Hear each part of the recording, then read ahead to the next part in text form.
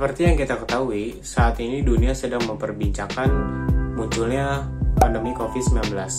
Hal tersebut memiliki dampak yang sangat buruk bagi aktivitas di beberapa bidang usaha. Pemerintah menganjurkan masyarakat untuk mengurangi aktivitas di luar rumah untuk memutus rantai penyebaran COVID-19 ini. Sehingga untuk tetap dapat memperlancar jalan komunikasi di masyarakat, maka komunikasi tersebut dilakukan secara daring atau online. Dengan adanya pandemi COVID-19, penggunaan teknologi informasi dan komunikasi meningkat secara signifikan. Hal tersebut terjadi karena adanya perubahan aktivitas masyarakat yang dilakukan secara jarak jauh atau online. Tentu dalam berbagai bidang aspek usaha, hanya menggunakan teknologi tersebut untuk dapat tetap melakukan komunikasi yang efisiensi walaupun dilakukan secara jarak jauh. Melalui teknologi tersebut, terdapat beberapa data mengenai diri kita yang harus diinput. Lalu data tersebut terkumpul menjadi volume data yang besar yang disebut dengan Big Data. Big Data merupakan sebuah sistem database yang berisikan data bervolume besar. Sistem prosesnya bukan melalui database pada umumnya, melainkan sistem database yang berkecepatan sangat tinggi. Cara kerja Big Data itu sendiri melalui 3 tahap utama, yaitu integrasi, kelola, dan analisis. Selain itu juga terdapat 3 karakteristik Big Data, yaitu volume, variety, dan velocity.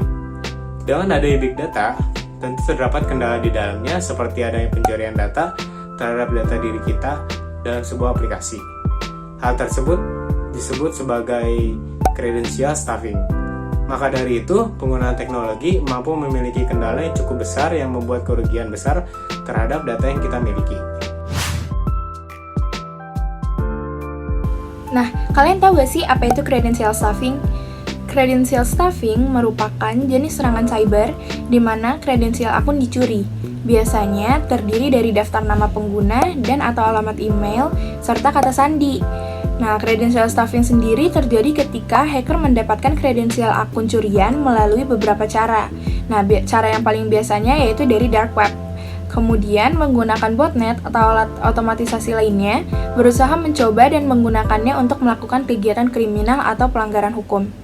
Nah, setelah mendapatkan kredensial akun, para hacker itu menggunakan bot untuk mencoba berbagai kombinasi password dan dengan cepat masuk ke ratusan akun, mulai dari akun media sosial kalian hingga ke akun aplikasi perbankan. Nah, untuk kasus kredensial akun yang baru-baru ini terjadi itu menimpa salah satu aplikasi yang paling sering kita pakai nih selama pandemi, yaitu aplikasi Zoom. Zoom merupakan aplikasi yang baru-baru ini terlibat kasus credential stuffing. Nah, dilansir dari CNBC, total ada 530.000 data password dan detail account aplikasi Zoom telah diperjualbelikan hacker di dark web. Menurut data dari buku Statistik Telekomunikasi Indonesia 2019 yang diterbitkan oleh BPS atau yang biasa dikenal sebagai Badan Statistik, pada tanggal 2 Desember 2020 dapat dilihat nih bahwa banyak masyarakat Indonesia baik perkotaan maupun pedesaan yang masih banyak menggunakan internet, yang biasanya mereka juga menggunakan sebagai media sosial. Dari data tersebut dapat dilihat masyarakat Indonesia menggunakan media sosial sebanyak 87,2%. Lalu dilanjutkan, masyarakat Indonesia juga menggunakan internet sebagai sarana mencari informasi, berita, atau informasi apapun. Di data tersebut terlihat sebanyak 69,9%. Lalu ada pula masyarakat Indonesia juga menggunakan internet sebagai sarana hiburan, yang mana mungkin mereka lelah setelah bekerja keras, maka mereka akan menggunakan internet tersebut sebagai hiburan, yang mana di data tersebut dapat dilihat sebesar 62,13%. Lalu tak lupa juga mahasiswa, pelajar itu juga menggunakan internet, yang mana sebagai sarana untuk mengerjakan tugas sebanyak 25,86% dari data yang telah ditampilkan. Lalu tak lupa juga perkantoran, pebisnis juga pasti ikut menggunakan internet dong, yang mana di data tersebut mereka menggunakan sebagai mengirim atau menerima email dengan nilai 13,94%. Lalu mereka atau masyarakat Indonesia menggunakan internet sebagai pembelian barang atau jasa dengan perolehan nilai 12,83%.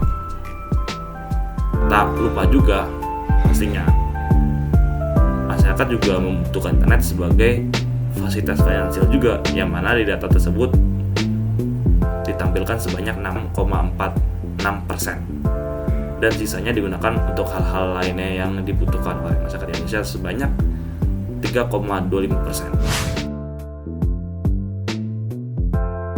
Solusi dari masalah kredensial staffing ini cukup sederhana dan mengikuti praktik keamanan kata sandi yang sama yang telah direkomendasikan oleh pakar keamanan selama bertahun-tahun. Tidak ada solusi ajaib, hanya ada kebersihan sandi yang baik. Berikut sarannya.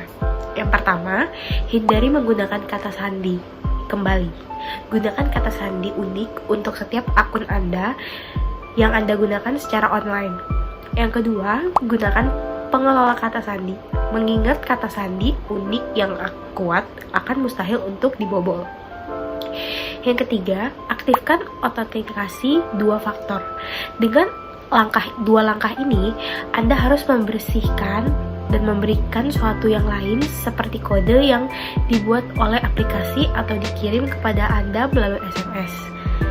Setiap kali Anda masuk ke web, meskipun penyerangan memiliki nama pengguna dan kata sandi Anda, mereka tidak dapat masuk ke akun Anda jika tidak memiliki kode itu. Dan yang terakhir, ada dapatkan pemberitahuan kata sandi bocor. Dengan layanan seperti ini, kamu bisa memberitahukan ketika kredensial Anda muncul dan dalam masalah kebocoran. Sekian video dari kelompok kami mengenai penggunaan teknologi informasi dan komunikasi sebagai kebutuhan masyarakat di masa pandemi. Terima kasih.